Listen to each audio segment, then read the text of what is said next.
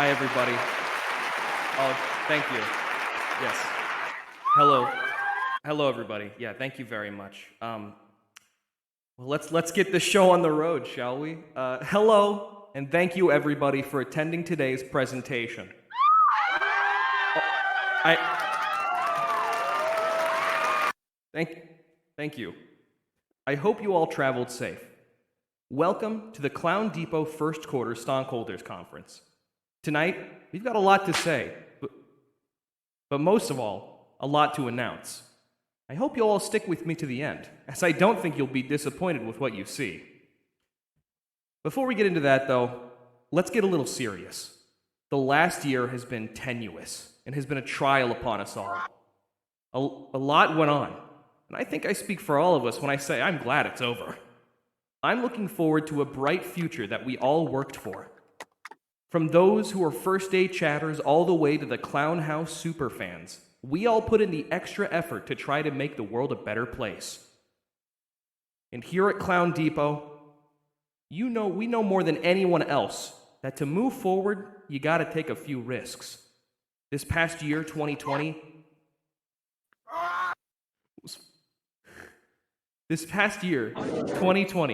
was full of a lot of risks. And in our opinion, they paid off.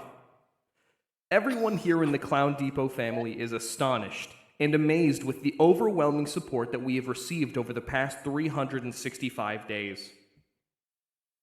Look at that. Up almost 300% on subs since 2019 and over 500,000 chats sent.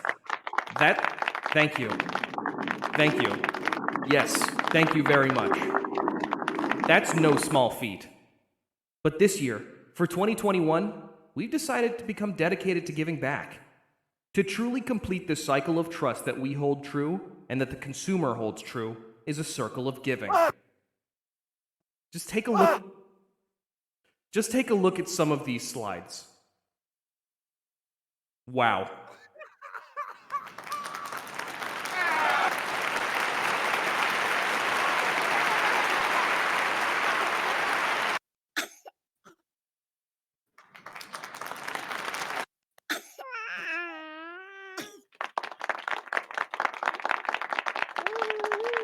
Wow. Just wow. Give it up for them. But that's in the past. Let's talk about our future. Let's leave 2020 behind us. I think we'd all like that. Am I right? Okay. Right now, more than ever, to truly grow into something special, we need to come together to revolutionize what it means to be a streamer on Twitch.tv. We've consulted with a bevy of experts, and we've come prepared to impart their knowledge to you. Let's start where you might expect. At the start of Clown Depot, when this company was first formed, it was under a different name, one you might not even know, papermariowiki.tumblr.com. Our name was different, and our products weren't quite the same either. Instead of providing a weekly assortment of fun and entertaining variety streams, we worked on more short-term projects, such as fandom voice acting posts. And Chip the Ripper mashups. I'm sure there's a few fans of those in the crowd tonight. Let me hear you.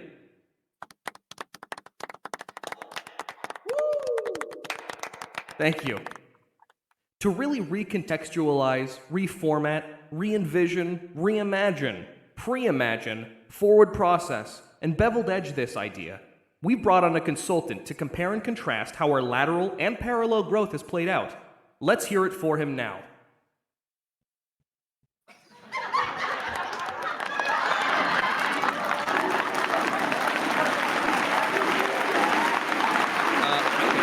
Thank you so much for taking part in today's survey. It's going to help a lot. Real quick, I have 3 preliminary questions just to verify your identity. First question, you're a streamer on Twitch, is that correct? Allegedly, yeah. Mm-hmm. Okay, great. Number 2, you found your start on Tumblr, is that right? It's been said, yeah, that's definitely a place where I have been active at some point. Great. And final, just verify your identity question. Your name is Alexander, right? Yes. If you okay, that is what great. I've been referred to as in the past. Fantastic. Okay. So, real quick, we're just going to ask you a couple of questions that are. Hang on, everybody. Hang on. We had a bit of a problem. Hi there. Hang on. I'm sorry. We're having a problem with the technology. This is sort of Number new two, to us. you found your start on Tumblr. Hang on. Place where I have. Your name is Alexander, right? I'm just going to ask you a couple There of we go. questions Okay, that sorry, please are enjoy the related to presentation. our sort of company here, Uh-huh. and hopefully you'll be able to give us some ideas of how to move forward, where we were, where we're going, things like that. So, first question is, what drew you to Tumblr in the first place? Tumblr was a place that I didn't understand, and I hate things I don't understand, so I needed to defeat it by understanding it completely. Okay, great. So it was just sort of like a desire, like a competition. Yeah. To you. I had to be the best. I had to prove to Tumblr that it wouldn't make me feel old by not understanding a website on the internet. So I went in and I said, I'm going to understand every single facet for better or worse. And it was mostly worse. Just follow-up question real quick. This isn't written down. Do you feel like you won? Overall, I'd say I won in two aspects on Tumblr. One, I got in early, and two, I left early. So I got to experience both the high and none of the low. Well, most of the low, but none of the low. So I got out. Yeah. You got out I think a year after DashCon, approximately. Would you say? I would say I got out about. Yeah, I think my last post was about 2016, something like that, or the last time I was active. Actually, question 8 was, do you still regularly visit Tumblr? So I guess that's just a no. No. Great. Okay. Next question. Your specialty was largely. Oh yeah, what's up? No, I was gonna say that I've already won, and I never look back on anything in my life. I never visit the same place twice, so I have to constantly be finding new places, and I can never look at the same spot twice in my apartment. So I always have to be walking around with my back to everything, and so I never turn around and regret anything I've done. So I never visit Tumblr again, ever. I've never even thought about it. I'm sorry. Are you saying you never turn around? Yeah. Like just physically? Yeah. I'm always facing one way. You always have to be facing ahead, never backwards, because that will weaken you as a person. That's a good idea. You should post that on Instagram. I think a lot of people would be very inspired by that. I made one post on Instagram and decided that I had beaten it, so I didn't make another post ever again. The thing is, by the way you win Instagram is by leaving Instagram. So I feel like you figured that out way too early. Yes. Great. Yeah. No. I mean, Caesar wept because there were no more worlds to conquer. So I guess that's sort of how you view your whole shit. Yep. Next question.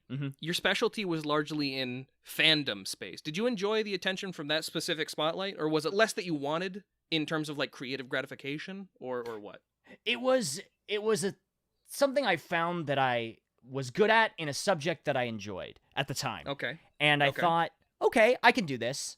I thought, yeah, this is two things that I enjoy combined into one sort of sundae of enjoyment. You have with the sundae, you have your ice cream, you have your cherry, you have your chocolate, right? You have all the good things together. But this sort of sundae was, yeah, I like this. But then eventually you find out that it's not chocolate you're eating, but asphalt. So it started fun, but ended not so great. But yes, overall it was a fun and enjoyable experience at the time. Yeah. I relate to that. It just sort of coming from where these questions are based in. I was also I don't know if you know my blog. I'm Paper Mario Wiki on Tumblr. Yes, I actually remember. Yeah, no, I was back in 2015. I sent you a letter asking how do you get out of the loop of Tumblr, and you sort of gave me this long paragraph about your whole what you did and what you're doing. I still remember that. It's back on my old specifically computer. remember that because you said you felt very comfortable on Tumblr, which I sympathized with immensely. And I said that you can be on Tumblr, but keep in mind that Tumblr is a very insulated space, and it is. I'm sorry, just please, no talking during the presentation, please. This is a very important interview, and all of this is going to be part of it. It's on the pamphlets, but it's more important to get it straight from the horse's mouth. So please don't raise a ruckus during the presentation, please. Thank you. Okay. It is hard to get people off of that. So I'm proud of you that you were able to do it.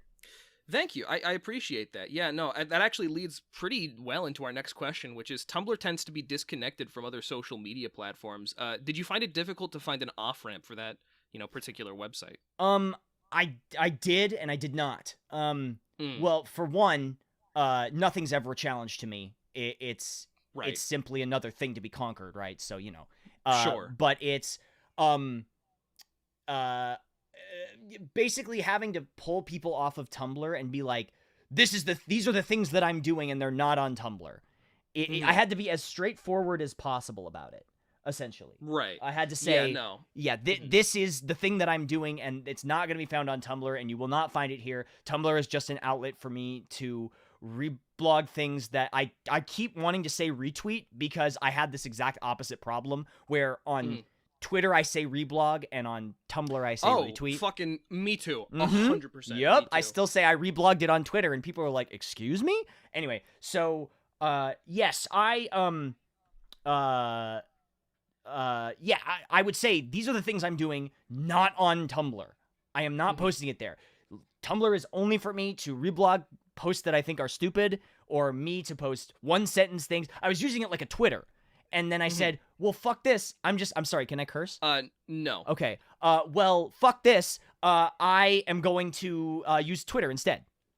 Okay. Yeah, no, that's kind of the only thing that kept me on Tumblr for as long as I was on personally, is that Twitter doesn't have a setting for just submitting audio posts, which always really bugged me. I really, really enjoyed that part of Tumblr.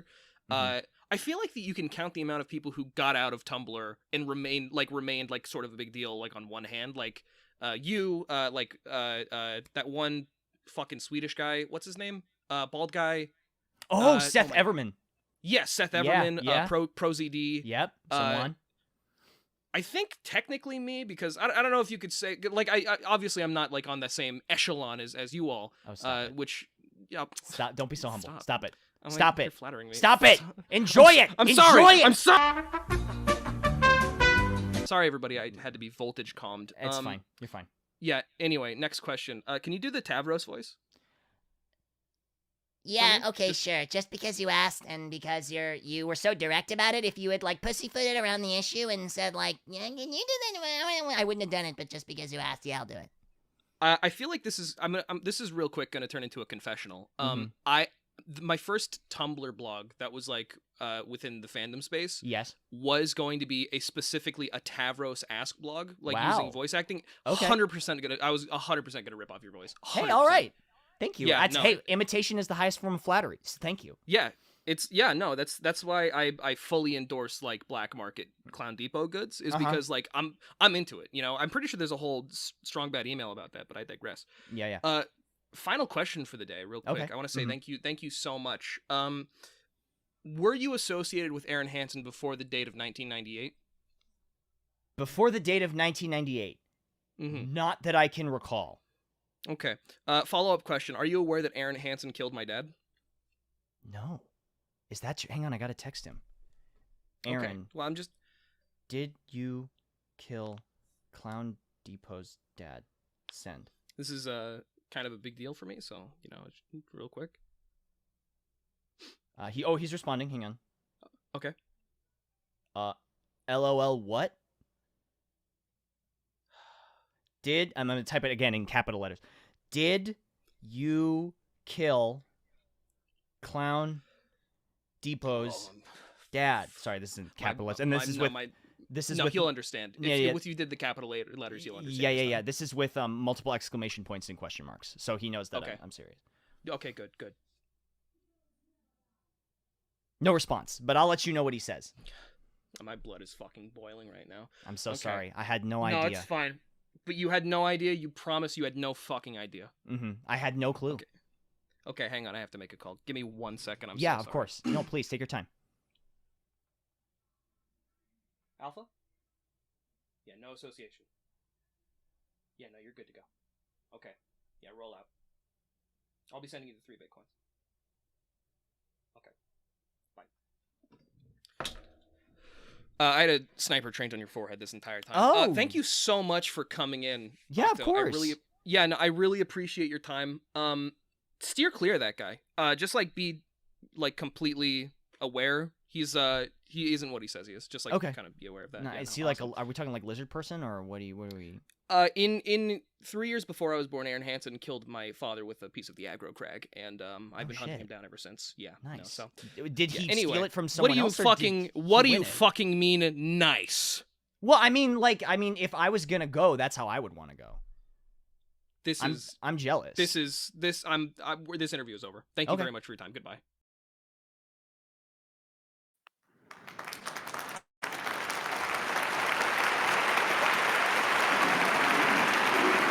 Wow. All right, calm down. Thank you. Wow. Just wow. What an exciting perspective. Am I right? As someone who started out on Tumblr, I feel like I've gained a whole new worldview about the whole experience. And we here at Clown Depot are dedicated to bringing that forward into our coming fiscal year. Reflecting on the past has reminded us that nobody has any single starting point. Clown Depot wasn't always a successful and forward-thinking green technology stream, and it wasn't always a hilarious and I know.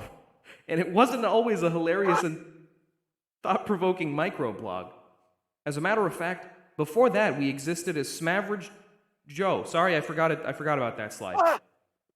Before that, we existed as Smaverage Joe, an indie social experiment YouTube project with lots of inspiration from our predecessors. In the latter years of Chase Young's teenage life, he was inspired by some of the most influential and respected content creators on the platform. Content creators like iDubbbz, Donkey, and Leafy's here. On a completely unrelated note, most of the content of this channel has been unlisted here at Clown Depot. We like to keep moving forward and not back. Speaking of YouTube creators, I got into contact with another YouTuber who has had lots of experience in the field. Let's hear from him now.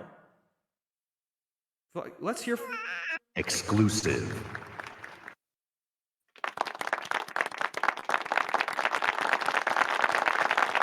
Hi there. Thank you so much for participating in the survey today. Let me just ask you 3 real quick questions, preliminary questions to identify who you are exactly.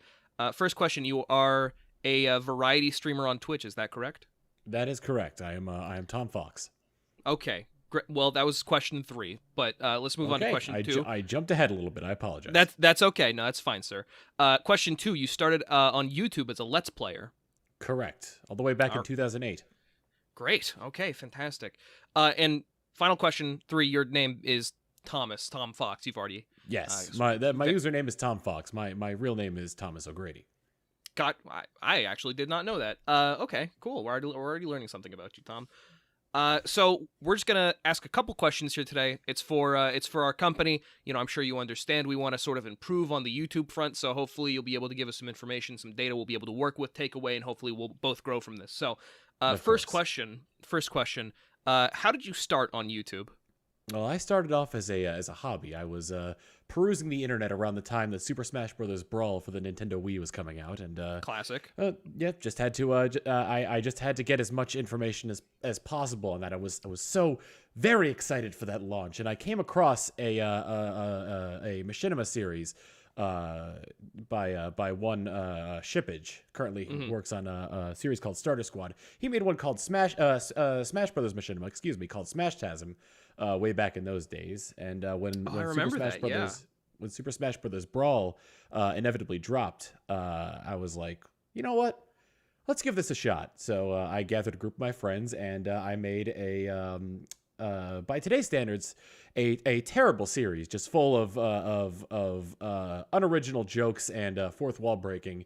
But it is how I sort of broke into this content creation industry, and inevitably, due to the fact that a lot of highly produced content didn't receive as much as you were putting into it, I inevitably had to move on to Let's Playing, and that seems to have taken off much more so than the Machinimas ever could.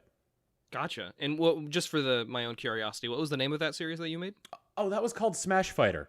Smash Fighter. Okay, I'll Yes. have to look into that later on. Thank you very much. Oh, please don't. Okay, I will. next question: who were some of your biggest inspirations for Let's Plays? If you could name a few, if Of you have course. any. I believe, well, in terms of starting off on YouTube, my biggest inspiration for getting into it was Shippage and that machinima community in general. But in terms of Let's Plays, I was very much a big fan of Chugga Conroy and the Runaway Guys at the time. Who wasn't? Who wasn't? Of course. I mean, Emil is still going strong on Let's Plays. Pretty much like, ultimately, I'd say at this point, like being one of the few, maybe possibly the biggest channel still doing the sort of walkthrough Classic style. Yeah. Exactly. Where the gameplay that you're seeing can be used as a guide for how to get through a story-based game, as opposed to people who are playing games where it's transformative to the point where everything is more based on the actions of the player as opposed to The the personality. story. Yeah. Exactly. Yeah, it's Exactly. less of new age Let's Plays, or more like less like Let's Plays and more like aisle plays.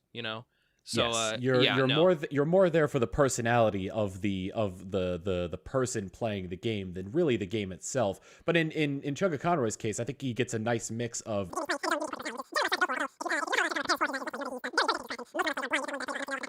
mine are a little bit more personality and vocal based. Sure. If there aren't voice acted cutscenes and it's all text, then I'll sort of insert character voices into the characters I play, and that seems to do fairly well. that's half the fun. Exactly. Let's move on to a Twitch based question specifically. What was your thought process for transitioning from YouTube being your primary occupation, sort of the primary focus of your efforts, your transition sort of to splitting that half and half, or even switching it over to Twitch being your primary focus? I suppose around the time, I would say this is probably in 2013, I'd say. I was doing YouTube as kind of like a side job, and I was I was working at GameStop at the time, which, by the way, if you follow what's happening on Wall Street, doing very well right now. And maybe I'm dating this interview, but when isn't Wall Street doing well? It's too big to fail. Of course. Oh, any sort of bailout for the big boys, and I digress. Anyway, our boy Joey B in the White House will bail us out. That can be course. guaranteed. Of course. I've been working. I was working at GameStop doing YouTube as more of a side gig. My goal was to be making more from YouTube than I was from GameStop at that point. And if I couldn't do that, then I would just continue working at GameStop and try to work my way up that. And at one point, I'd seen people stream on Twitch before, and I was considering doing so, and there was some hesitation here or there, because it's like, do I have the proper equipment for it? Is it possible to even do this? Back then, capture cards, there was always a little bit of delay between what was happening on screen and what was happening in the game. So a lot of people were streaming on Twitch playing PC games. I was more of a console person at the time. And it started off as more of like a side gig to my YouTube stuff, and that inevitably, I've been using the adverb inevitably far too often for this. But anyway, so useful. It's so useful. Don't worry. It's not you. It very much is. It ended up taking off, and that sort of bolstered my dependency on content creation. And sort of, I was able to wean off of my job at GameStop, so I was able to quit, and then from there I was focusing more on streaming, and it took off significantly more than YouTube. I mean, at the time, YouTube didn't have their own streaming platform. I believe they did, but it wasn't nearly as sophisticated as Twitch is. It wasn't at the as time. robust. Yeah, exactly. Yeah. So the subscription model of Twitch was definitely a boon compared to the ad-based income that I would be getting from YouTube. So I focused a little bit more on Twitch, and that's sort of how I made that transition.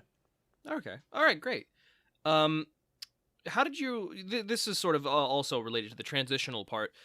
In the immediate, how did your YouTube numbers translate to Twitch viewers? Oh, in that regard, I was first off, YouTube has become a little bit more strict about posting videos that lead to other sites.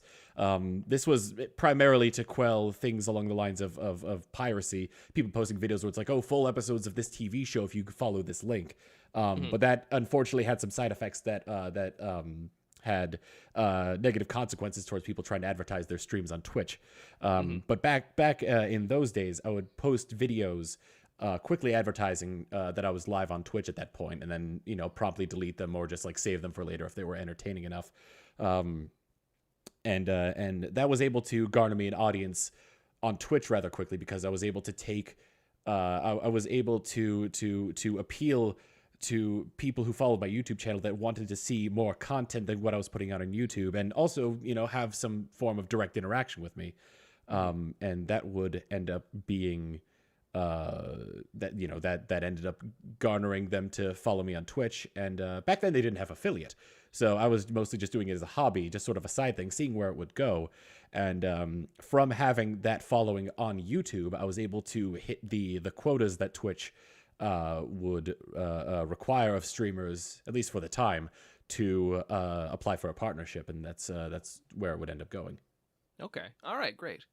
One more question about that whole Twitch versus YouTube dichotomy. If you were forced to pick just one, which would you pursue fully? And I'm gonna go ahead and guess that if you were forced, you would pick Twitch, because it seems like YouTube is more of a passion project for you at this point. Would you say that's correct? It still is a no, by no means majority, but it is still a significant chunk of my income. However, Okay. I would say if I had the choice of what I'm doing now, I would say probably I'd pursue Twitch full time. However, if I had the choice and I was able to retain the audience that I have on Twitch and bring them back over to YouTube, I'd probably choose YouTube, because then I'd be able to have sort of an all-in-one, my videos on YouTube and my streams on YouTube, because they do have their streaming platform as well. Oh, that's the dream. That's the dream. Yes, a bit of a pipe dream, though, considering I am. But I think it's also necessary to not throw one's entire collection of eggs into a single basket, as it were. I was fully on the YouTube train for the longest time. Then I started doing Twitch, and then that became more of my More of a primary focus. source of primary source of income and my main focus. It's also just fun. There are some moments that I wish you could pull from, say, creating videos on YouTube that you can't do in Twitch. Like, if you're stuck on a particular level or something for a long time on a YouTube video, you can simply edit that out. On a stream, you just have to kind of roll with the punches. But Sure. I think depending on the audience that you garner on Twitch, they'll sort of empathize and be like, you know what, this is hard, this is difficult. I've been through this exact same thing. I can't expect this person whose ability that I know from watching them to match my own standards. So there's other times, if you have like a much broader audience and possibly like maybe like I don't want to put age on it, but rather like more an impatient audience, then having to do all those tries over and over again might garner some negativity from chat or possibly a decline in viewership. Ironically, for something that gives such instant gratification as Twitch, it sort of requires more patience from the audience, which is exactly sort of an interesting, plus minus. Let's move on here to the last question. People have been saying YouTube is a dying platform since 2013. Isn't it more likely that the people who said that were just pessimistic and unwilling to change their ways to fit a new standard to be perfectly efficient? Or is YouTube merely a shambling corpse kept alive by gigantic corporate entities who pumped it full of daytime television content? Oh, you know what? I was going to bring up the shambling corpse being pumped by daytime television. I think it is YouTube, at least from what I've heard. I don't believe I've ever had confirmation from this, but YouTube, from what I've heard, it was one of Google's least profitable ventures, and I think there is still a market for YouTube. I believe they've been they have been trying to turn profit on it for a while now. I believe one of the things they've done in the past couple of years is include advertisements on all videos and not just partnered videos, so that way the company can stand to turn something from it. You know, good for the corporate level, bad for the user base. Sure. But I think YouTube is something that's almost become ingrained, I would say, a little bit in at least some people. They YouTube was their first, and you know it's spread, and it's, I don't know if it's the biggest video platform, but it's one of the biggest video platforms. Oh, it's certainly an institution of modern culture. Like, Yes. that goes without saying. Yeah, no. So I believe that I apologize. What were you saying? I was gonna say, I remember. Do you remember the movie Hitchcock starring Will Smith from like 2011? Yes, I remember. At that point when YouTube hadn't like fully hit the mainstream yet, it was already like a part of that like movie's plot where Hitchcock was like, oh, it's, you know, you're getting a million hits on YouTube. I remember at that point thinking, when I was, and this is probably gonna show our age difference just a little bit, but I remember at that point I must have been 12 or 13, and I was thinking to myself, wow, this thing that I thought was very much, you know, a very small self-contained piece of my life is actually a much larger idea that's more, you know, sort of more widely available to the masses. So at that point, I was just very surprised at how big YouTube had already gotten, you know. And by that point, it wasn't even acquired by Google yet. It was still its own independent Yeah. company. Mm-hmm. Exactly. I believe I've lost my train of thought a bit here. But like I believe it's that YouTube itself is ingrained enough that there will still be a use for it even without the money pit that is daytime television. Even if YouTube itself was this shambling corpse, as previously mentioned, I can't see a way for Google to gracefully exit YouTube without selling it off. It's so I believe a study from 4 or 5 years ago dictated that if you were to try to watch every single YouTube video in existence, for every hour that you watch, you fall 2 weeks behind. Wow, that's interesting. Yeah. So it's still massive. Mm-hmm. Mm-hmm. Yeah. No. It kind of goes without saying that you know what? I'm gonna place my bet right now. I'm gonna assume that a big corporation like Microsoft is probably going to buy off YouTube in the next decade. I think that sounds more likely than Google continuing to just sort of have this gigantic Sarlacc pit of throwing money in and not really getting much out of it. At the same time, they're turning a profit that's just not much of a profit. So I kind of have to wonder exactly like where their priorities lie in terms. Like, YouTube is like, if they control YouTube, they control a gigantic part of. Thomas, thank you so much for joining me today on this interview. I very much appreciate your candid answers, and I really think they're going to help us out a lot here. The data has been invaluable. Of course. And if I may throw my hat into it, I think AMC, with their stock prices on the rebound, so they may be the ones to pick up YouTube. I think maybe even Dogecoin going from being worth fractions of cents to full cents. They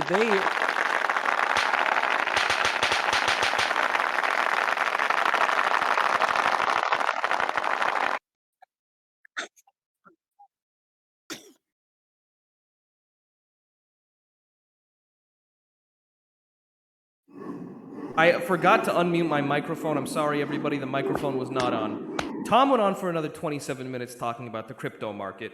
And we had to eventually cut him off. But wow, what an inspirational story. One that we can truly connect with here in the Clown Depot family. Let's Plays here have been an important part of our past, and they may be part of our future as well. But for now, let's focus on our main endeavor, Twitch.tv. We've invested a lot of time into this little website, and we've had a lot of fun doing it. Almost 600 hours total streamed over the past year, and 150K more watched by you at home. And a lot of that was spread out over a variety of different games. 59 games in total, as a matter of fact. With our number one game being Danganronpa 2, which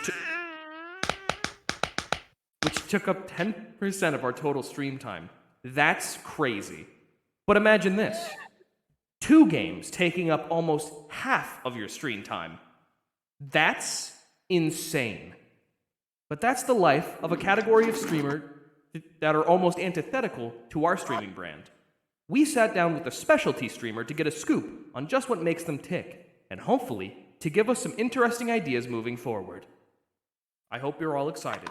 Let's hear from him now. Hi there. Thank you so much for taking part in our survey today. I have a couple of quick establishatory questions just so we're able to verify your identity.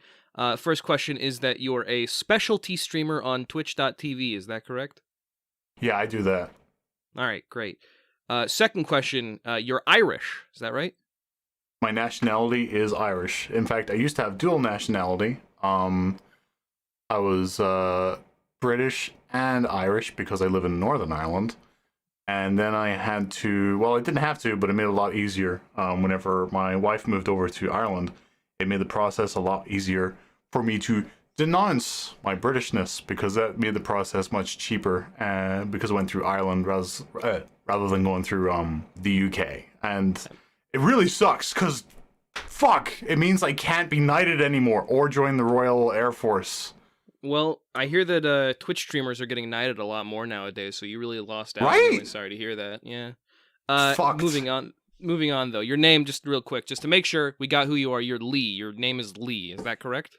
Yeah, that's my real name. Man, we're already in question 3. There's only like 6, 7 left. No, okay. The first 3 were just to verify who you were. Those were the short questions. This is the 4, 5, 6, 7, 8, and 9. Those are all the long questions. So You said he had not 9. I'm sorry. We have 9. I don't know what you want from me. We can add it onto your paycheck at the end of this if you really want to. If you're going to be anal about it, but come on, just work I'll with me deal. here. I'll deal.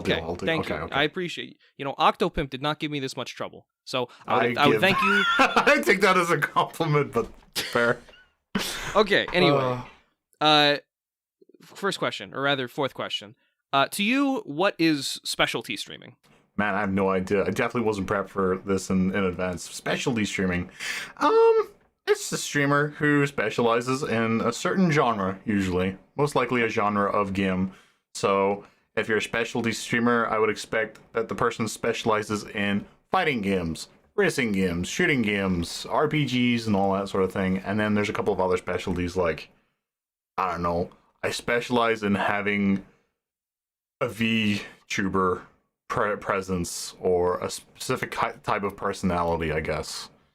Like a with certain types of speedrunner things. is a specialty streamer. Yeah. Speedrunner is also a specialty streamer, so it doesn't matter what Gotcha. genre they're playing. They're just a speedrunner, and I guess that counts too. Well, I don't make the rules. I expect a genre, a type of genre of a game. Very interesting. Next question. Was it your goal to cater to a particular game genre's audience, or is it by coincidence that that's where the majority of your viewers lie? The majority of my viewers lie with fighting games because those games give me the characters that I wanted.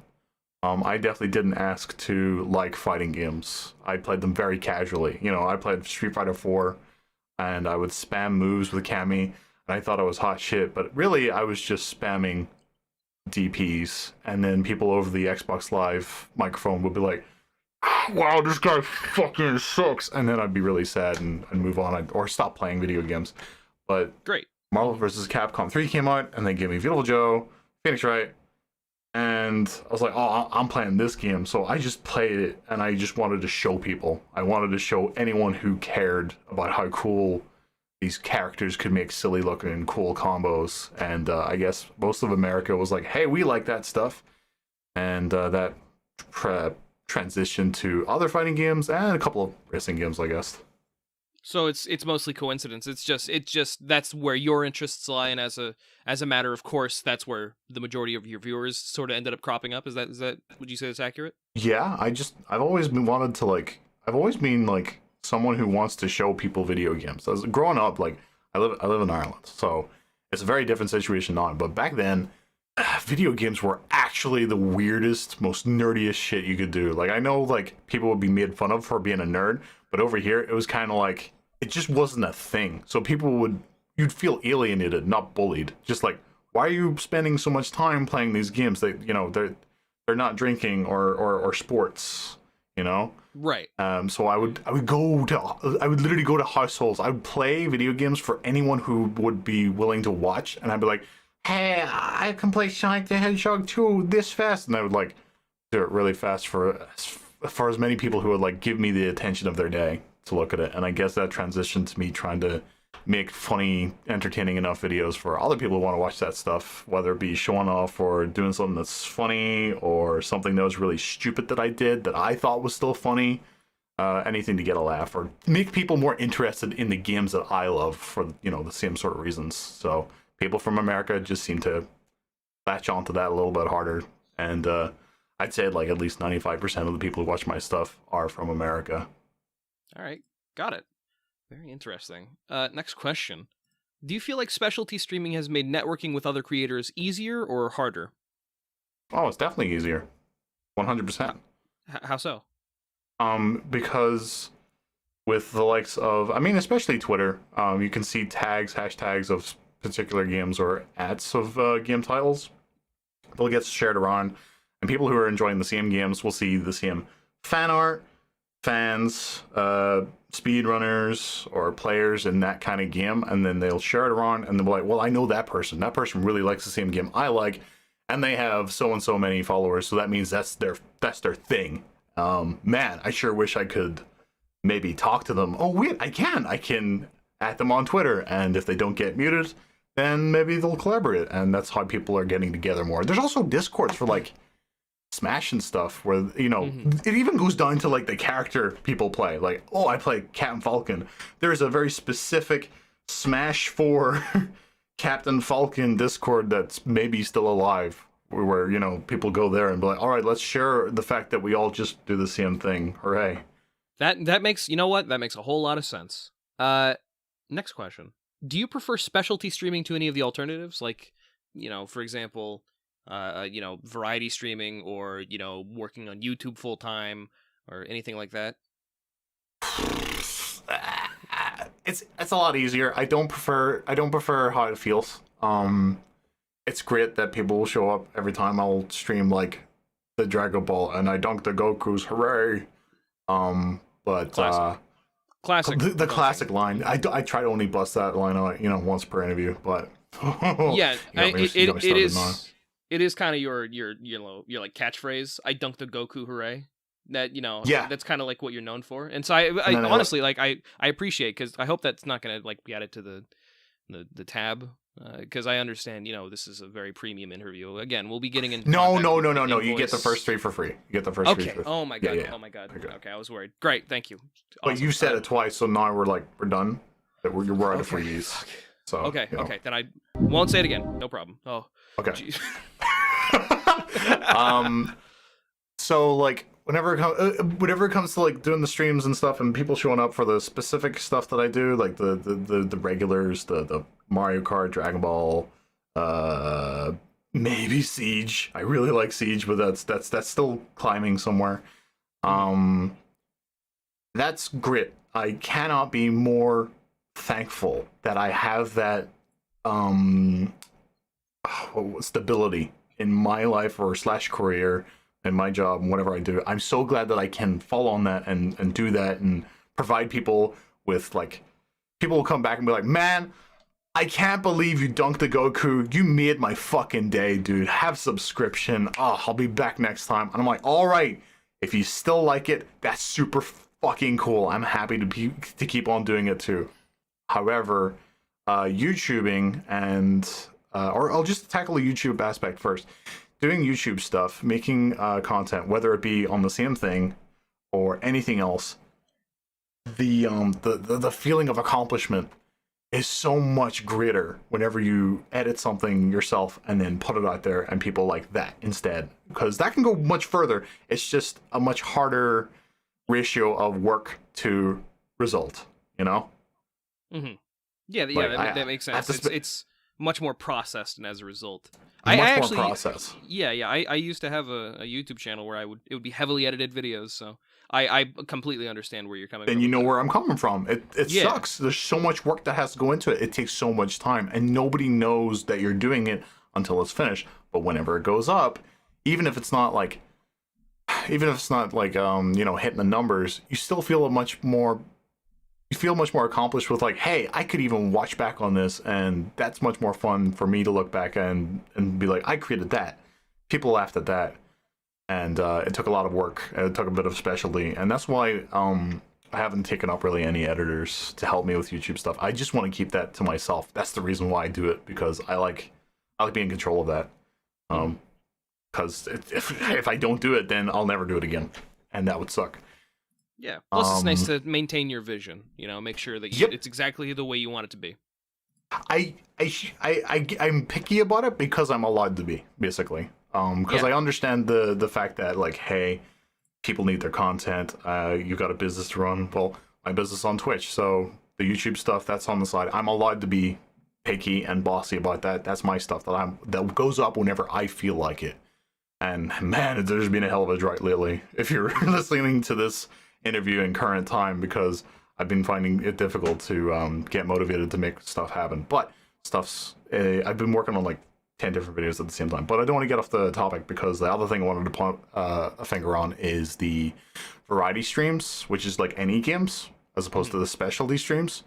That's if it's short, if it's not a long commitment, if it's not a really long game, it is more fun to change the formula up, and you won't get as many people viewing, and you won't have as many people invested if it's like a completely different kind of game, like an action platformer or a story-driven game. If it's not the specialty that you're working on, the viewership might not be up to par, but if you don't do it, you'll go insane. You'll lose your mind. So I kind of need both, in my opinion. I like both. I like having the stability, and I do like having both that and the variety streams. Because if I didn't do the variety streams, I'd go insane. If I played Dragon Ball every single time that I streamed, I would be a drooling husk. Drooling musk? Drilling musk husk. It's Gotcha. a husk. It's a shell of a person with a gross musk emanating from it. That's awesome. No, you don't want to be. I've seen someone do that. Someone ended up that way. All right, I'm gonna write that down. Hang on, just give me 1 second. Just All right. for later. Musk. Okay. Next question. What's the deal with Gutex? Because I never understood what that guy was popular for, but I know he was in the fighting game community. What was did he have a podcast or something, or what was he known for?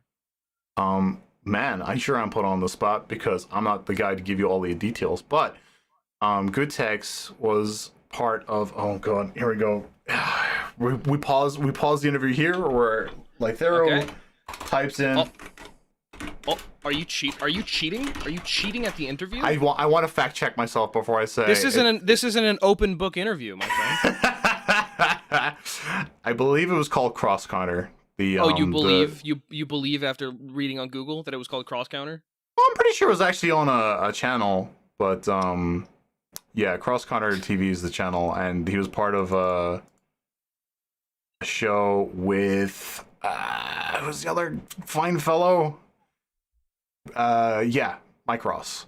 So they did a podcast / show of them playing fighting games. The most common one would be Street Fighter, and there'd be fun times, there'd be fun laughs. I didn't watch it that much because I wasn't really into Street Fighter, but that's the dude where the PogChamp comes from. I assume that's maybe why this is being brought up, because recently the Gutex Smoke PogChamp has been removed from Twitch.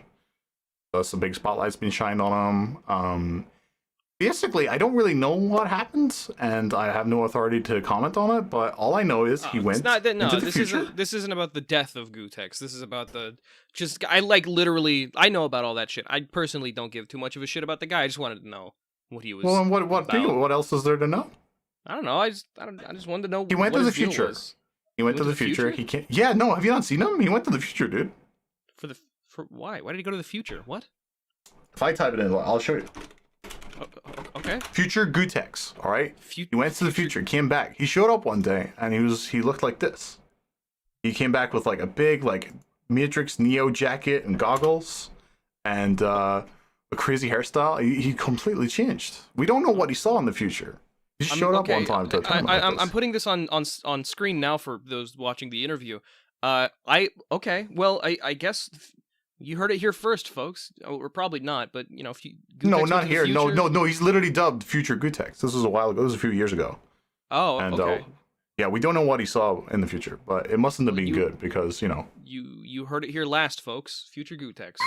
Yeah, there you Got go. it. We're in the tail end of everyone who's barely keep catching up with it, with people who don't know what they're talking about, aka me.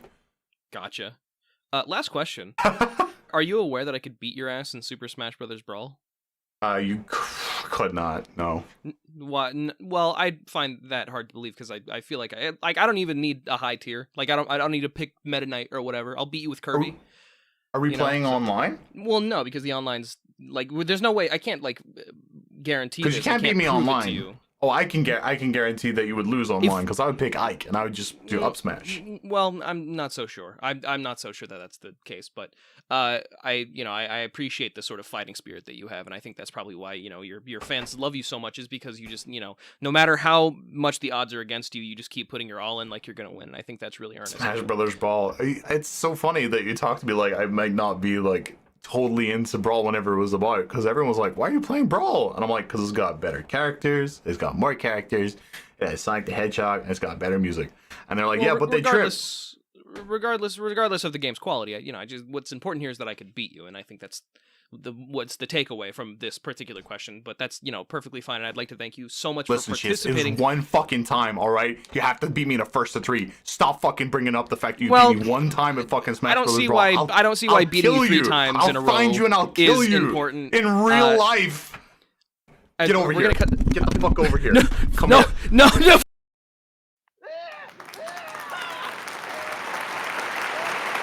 Wow. Just wow.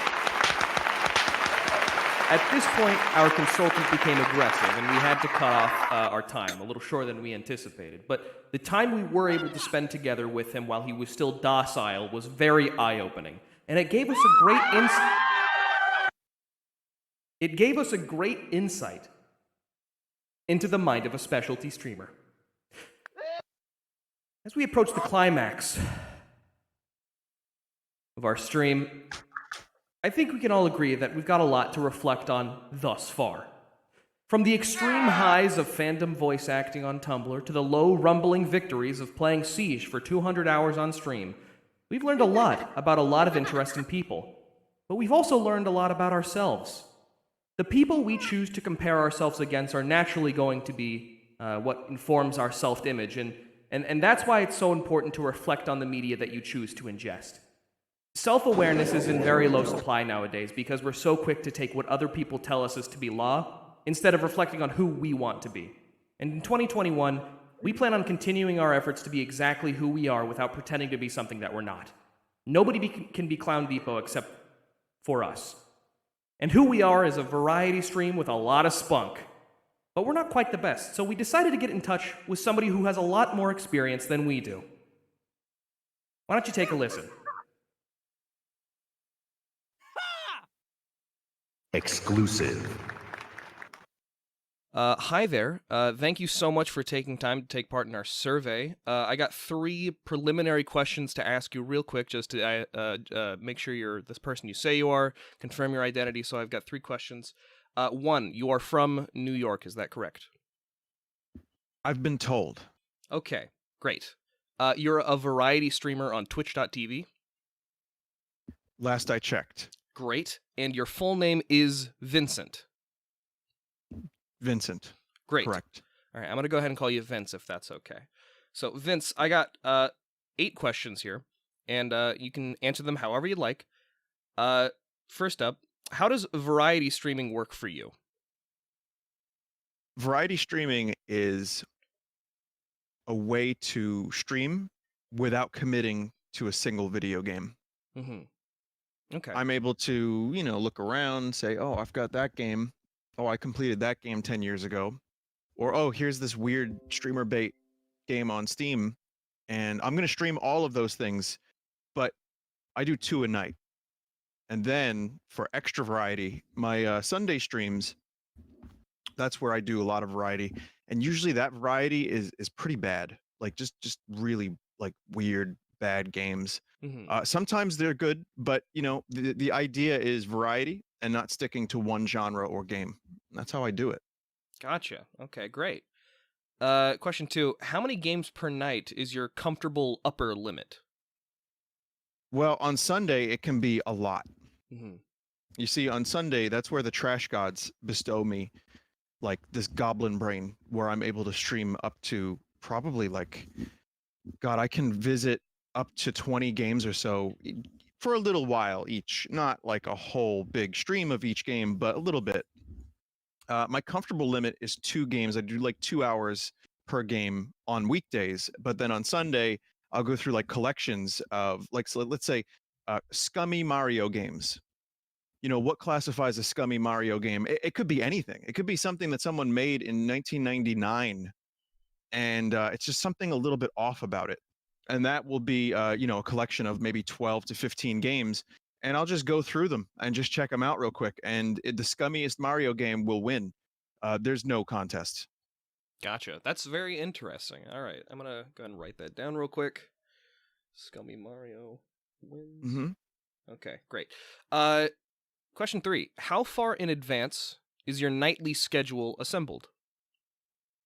5 minutes. Great. All right, same for me. Question Well, I 4. can answer that. I can Okay, answer that a little okay. bit more detail. Sure, go ahead. Go ahead. If I'm streaming a game like Final Fantasy VI, which I just completed, Mhm. I know that I'd like to maybe do 3 or 4 streams of that a week. So what I'll do is like every other night, I'll do a 2-hour Final Fantasy VI stream. So that's like as far as the planning goes. Sure. But sometimes I'll pair that with whatever I'm feeling. So if I want to play Scummy Mario that day, I can do that. And if I want to play like a little indie game, that nobody's ever heard of for 2 hours until people fall asleep, I can do that too. But I tend to, the schedule is kind of loose, but it's a little bit there. Okay, all right. A little bit of a tangential question, just for my own curiosity. How deep is the Scummy Mario well? Because if you're playing Scummy Mario that often, I gotta imagine there's a lot of games out there. It seems as unending as the emptiness in Luigi's eyes. I mean, I've gone through for years now Scummy Mario pack after Scummy Mario pack, and yet there's still more. In fact, I have another Mario pack of like weird old Mario games that were made by fans that I still haven't seen these games. So it just seems like an unending well, honestly. And I'm still trying to get to the bottom of this. You know those iceberg images? Yes, I'm aware. Somewhere it's like an inverted Mario face, and the nose is the bottom of the iceberg, and I'm not even at the nose yet. That seems as horrifying as the inky like blackness of space. I am very sorry Yes. for you and for your curse. Question 4. It's a cosmic horror. It's terrifying, I'm sure. How often do you drop a game mid-series? I just did. Which I try game? not to. Well, let me say, I really don't like dropping games mid-series. I like to see a game through, which is why I'm very careful about which games I choose. I just dropped Body Harvest on the N64. Okay. Body Harvest is a cool game made by DMA, who eventually became Rockstar North, who eventually made GTA. Mhm. And Body Harvest is a game on the N64 that looks like just, the low poly models to save resources in video Yes. games. Yes. The whole game is just that. So it looks pretty bad, and it's very foggy. However, it takes place in 4 time periods, and you can drive cars all over the place. Like you can do helicopters, cars, jets, and each car's got different weapons and handling. It's really like a proto GTA. And you're an orange, crusty space marine, and you fight bugs. Now, I loved this game growing up, and revisiting it, the first 3 streams I did of it were really good. And I was like, oh, this is pretty good. Now, there were some, I don't know if I can say this too loud, but emulation issues. I'll let it pass. I'll go ahead and censor you. Is that okay? Yeah, no, I'll censor you for the final recording. Okay, thanks. All right, so there were some issues with this game, and it took years for it to be worthy of played on non-legit N64 hardware, let's say. Mhm. And so I'm playing it. Things are going wrong. It's a problem. Something, crashes, or, the vehicles turn too much.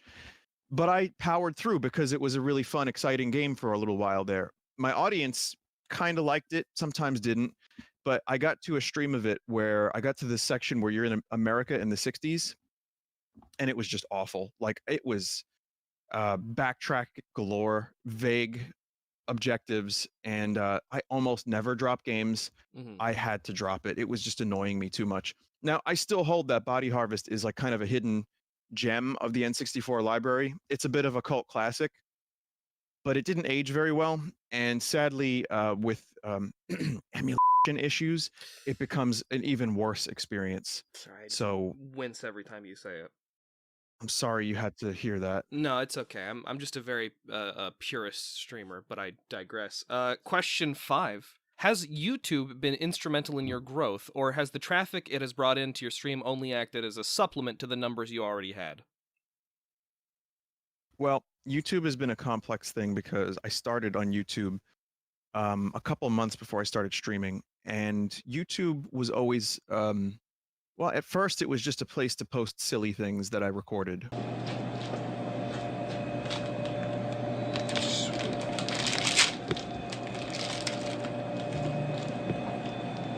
And later on, I started making highlights for my channel of my streams. And then I got sick of video editing because I got burnt out on it. I did it for a living for 5 years. And then I did it for myself for 5 years. And those were concurrent years mostly. So I'm lucky I've been able to get some people to help me. You know, I exchange for them monetary components, sometimes known as exposure. Mm, No, I pay them. I really actually pay them, got it. and they do they do good edits, and I appreciate them. And as a result, there's always a constant flow of highlights.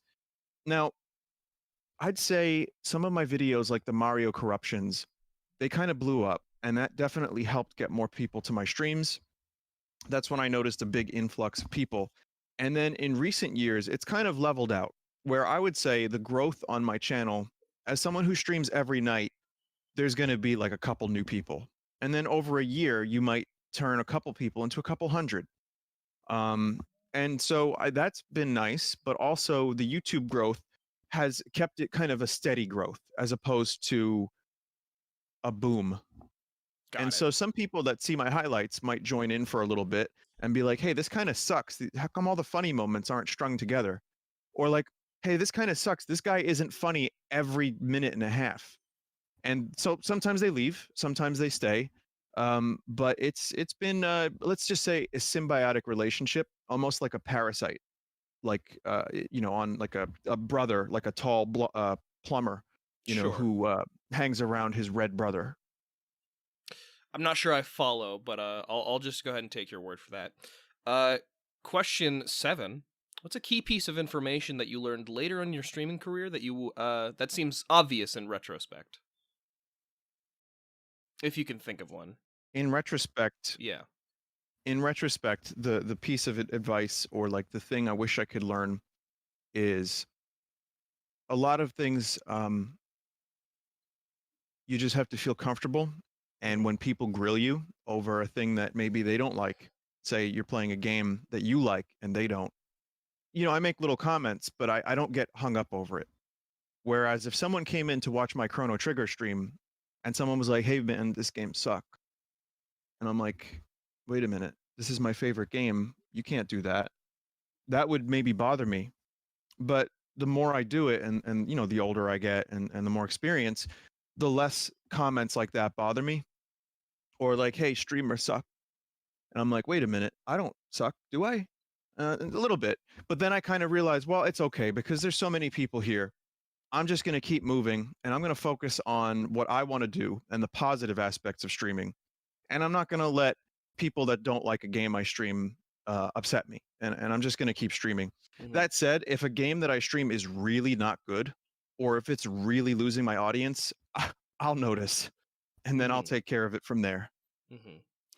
As this is not as an interviewer, but as a fellow streamer, I do understand that it's a very complex question to ask yourself: does streamer suck? And I appreciate you, you know, sort of becoming vulnerable with me for a second. Second to last question: can you tell me that I'm doing a good job, please? We talked about this. Are you sure you? No, this it's for the survey. is what you need. This is scientific, yes. This is it's for the survey. Yeah, no, this is yeah. Okay, cut this part out. Okay. Okay. Sure, off the record. Okay. Yes, you're doing a great job. Can you say Chase? You're doing a great job with my name, please. Thank you. Your name is Chase? Yeah, my name. Yeah, it's Chase. I'm sorry. I thought it was base, like base. Fuck, I'm not networking enough. Can you just say it, please? Second to last question.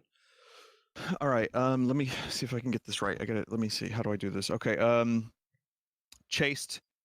You are stream not no. Hang on. No, that was good. I thought that was good. Let me try one more time. Okay, I can do the line. I know you're like a musician, so you want to get the perfect take or whatever. Go ahead. Here. So let me do the line. I got it. I remembered it. Okay. Go ahead. Mm-hmm. Chase, you're doing great. Oh my god. I think I'm crying a little bit. The D major chord will do that. It's a good chord. Yeah, coming from a major D, it pairs really well. Last question. I had a feeling you were going to go there. I don't know what you mean. Last question. What's the last time you went a significant amount of time without showering, and how positively did it affect your stream quality? The sweatier, the bettier. Awesome. Better. No, we're gonna cut that last part out. Awesome. Thank you so much for coming in today, Vince. Your answers have been instrumental towards the further growth of my channel, and I hope you have a great day. Well, before I go, I'd like to say a couple things. Oh, if you sure, keep it brief though, because we only have this slot for a couple minutes. Okay. I want to say that you're doing good work with this was it streaming that you're doing? Yes, streaming. And I want to say that I appreciate when you join VR chat and I see you as a ghost. That's cool. I enjoy that. Oh, well, thank you. That wasn't written down on the script that I gave you, but I do appreciate that you sort of improv that one. That's cool. I mean, that's extra. Improv is extra. I gotcha. No, I'll be sure to add that onto your paycheck. Thanks so much, Vince, and I'll see you next time. All right. Take care, Chase. Yep, that's me.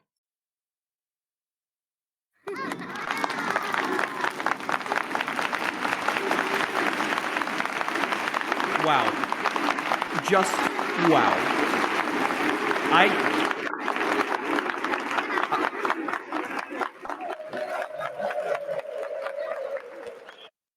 I can't believe I can't believe I got that interview either. But I'm glad I did, because it gave us an incredibly interesting look into the decision-making and planning of someone who has been doing this for over a decade. Hang on. Fuck. Oh my god. The last page of my script is gone. Hang on. Hang on.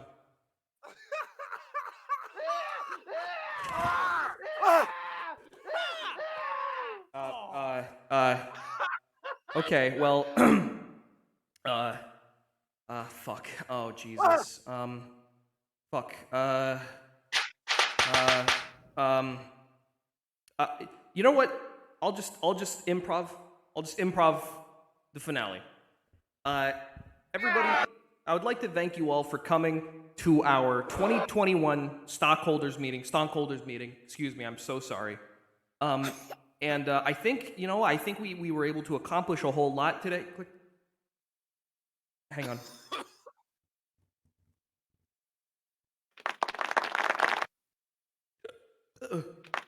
I thank you. Oh fuck, wait, hang on. At the beginning it said I had to announce something.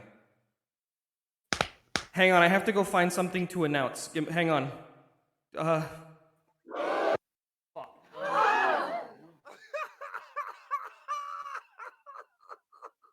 Okay, wait.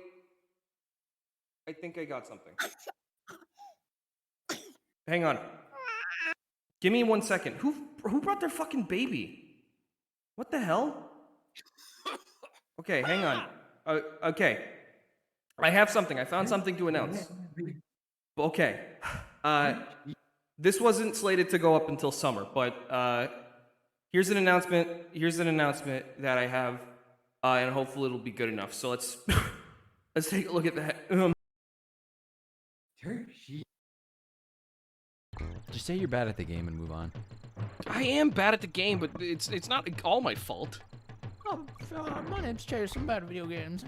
Oh, my name's Jackson. I like to kill women on Tinder. Fuck you. You need to bleep that one. I'm not gonna ask you that anymore because you would pick Ditto and fuck Ditto every day. This is a competition video game. What do you mean, come on? Oh, fuck you. Free Palestine, make sure that the rightful land is returned.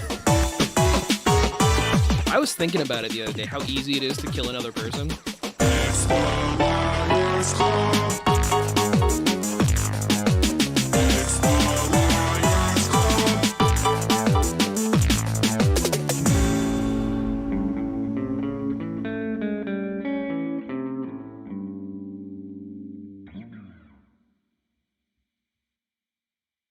Is that okay? Is that okay? Okay, it's good then. Okay. Thank you. Okay, mixed reactions. Mixed reactions. I understand. If you want it, you can. If you press exclamation point liars, you can find. Again, this wasn't supposed to be ready until summer. So it's a little bit half baked. But I am starting a Let's Play channel with my friend Jackson. It's called Liars Club. So hopefully it'll be good. We're doing a 2-month trial period of it to see if we actually enjoy doing it, and then after that, if we don't enjoy doing it, then we'll stop. But there's already a whole week's worth of episodes, 14, I think, up already. I'm not in Smash. I'm sorry. No, I'm not in Smash. But hopefully this is cool too.